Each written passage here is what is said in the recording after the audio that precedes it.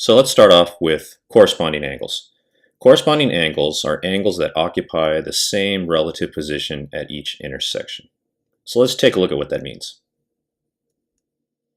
So as we discovered with our activity, when you take two parallel lines and cut them with a third line called the transversal, you get all these angles, and there's a direct relationship between certain pairs of angles. All right, so in these notes, what we want to do is we want to take a look at what we discovered in class, and we want to, I guess the best way to put it is to categorize them.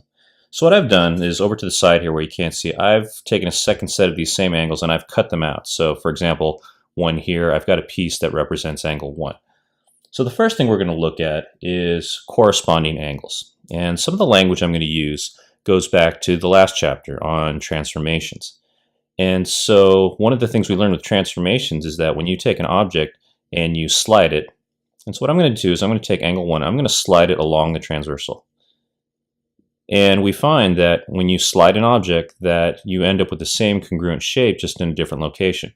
Well, that's what's happening here, is that if I take angle 1 and cut it out and I slide it along the transversal, that it directly correlates with angle 3. And so in our definition, this is what we call corresponding angles. Angle 1 and angle 3, they're both, I think the best way to do this is I'll turn my page like this, that if you look here, angle 1 is the bottom left angle, and it corresponds to the bottom left angle here. And so that holds true for the other angles as well. If I take angle 2, which is right here, and again, I slide it with the translation, it's the same corresponding angle as angle 4.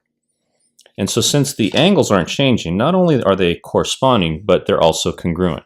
So angle 1 corresponds and is congruent with angle 3, angle 2, and angle 4. And then as you can see over here, we could do the same thing with angle 5 and angle 6.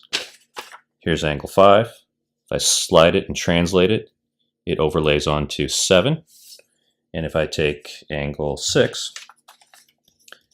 and I slide it along the transversal, it corresponds and is congruent with angle 8. All right, so that's one way to denote congruent angles, is to find corresponding angles, and knowing that they're corresponding, that also makes them congruent.